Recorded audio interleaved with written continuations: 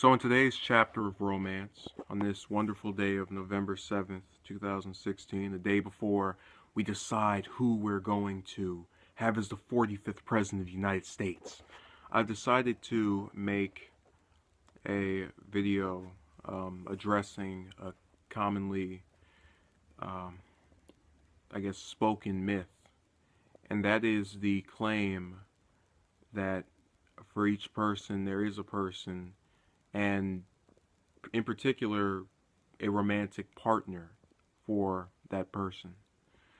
Um, I'm gonna break it down at least as to why I believe it's a load of malarkey. Now, the first reason is that okay, let's just kind of go through this. The line is you'll find someone who is for you. And when I think of that line, I always interpret it to mean you'll find a person who, appeals to you and vice versa. Now, it's so irritating to have this line repeated to you over long periods of time where you make direct approaches towards these people, and whether it be wanting to be romantic early on or at some point, you know that this person is someone you're interested in beyond being platonically involved, so beyond just being friends.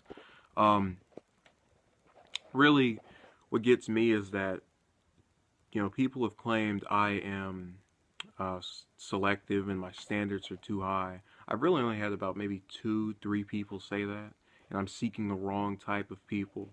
And it always kind of turned me off whenever I heard that, because I knew that wasn't true.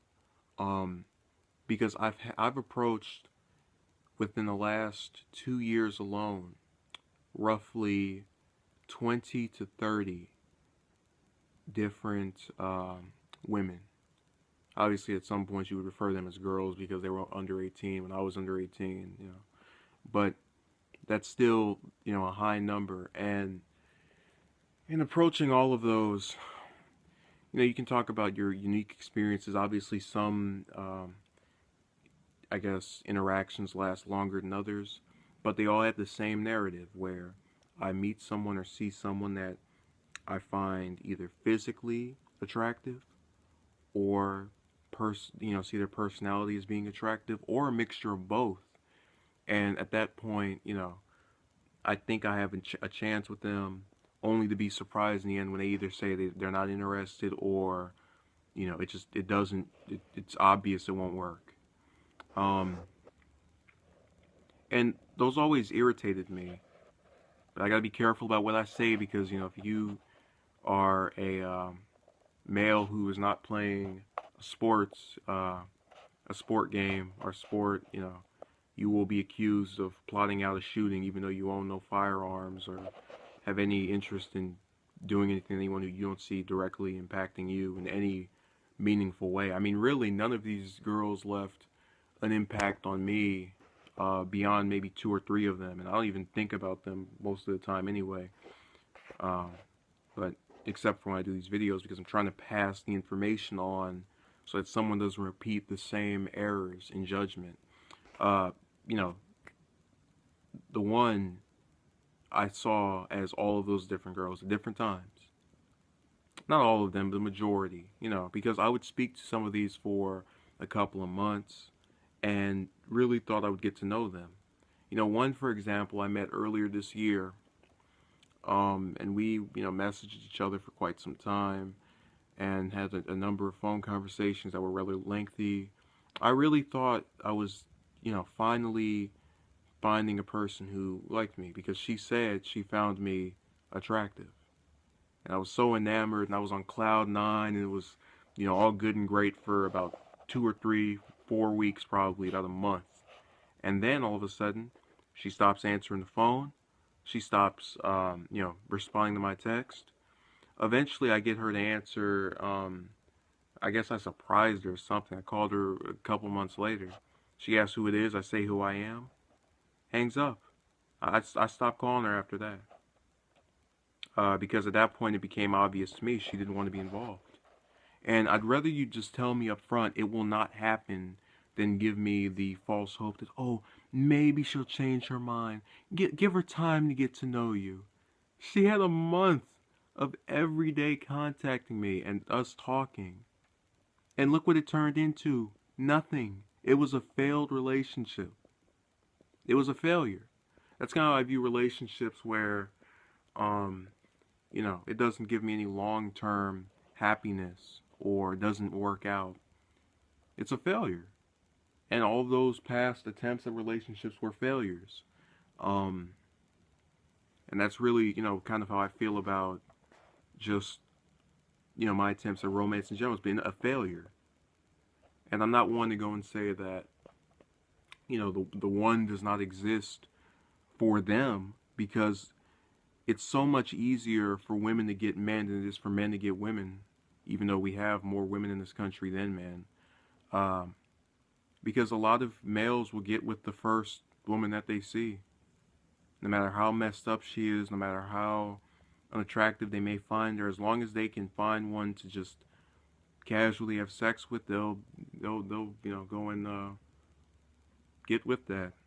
And that was the way I was about maybe, like I said, 2 years ago, when I was still under the conviction that if you just keep showing her that you care, if you just keep showing her that you're interested, and she doesn't seem completely disgusted with you or disgusted at all, but she just says she's with somebody, she'll eventually see that you are the one who has been there for her, and is one wants to be there for her, and is so will not leave her, and all of that. And and it always bugged me because they'll talk about women like guys that you know do their own thing. I was doing my own thing for quite some time. I would go months without messaging her. I was just busy, and I had other things to do with my life. It's not like I was on the computer every day typing a little message. How you doing? How you doing? How you doing? No. I'd go 60, 90, 100 days without saying anything to her. I always came back and would go, have you been doing okay over the last few months? Either wouldn't respond, would send a sentence, and then, you find out she's with somebody else. After saying that the reason she didn't want to be with you the first time was because she was with somebody else. So what does that tell you? She didn't want to be with you at all. And this was probably the one that disappointed me the most, because I really thought that, I'd met the person. She was physically attractive to me. She was smart. She just appealed to me in every way. I just like speaking to her, all of that. And wanted to get to know her more, but didn't even want it platonically. I don't understand where they get this idea that the one is coming along. The one was that one, or the other 8 or 9 ones before that. And you know what happened? They didn't think I was the one, so they didn't care, to me, that they were the one, and went off to go find another one. I mean, I don't get the standards of these